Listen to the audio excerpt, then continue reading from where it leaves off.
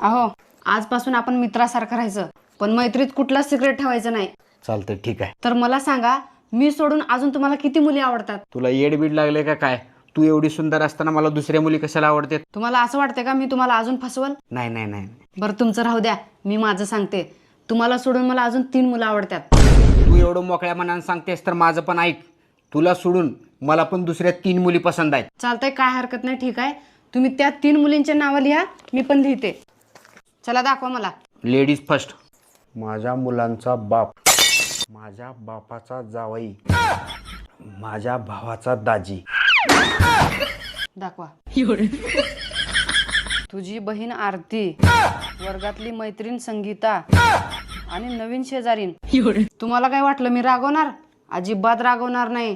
हे सगळे नाव मला जाणून घ्यायचे होते रक्षाबंधनला राखी बांधायसाठी.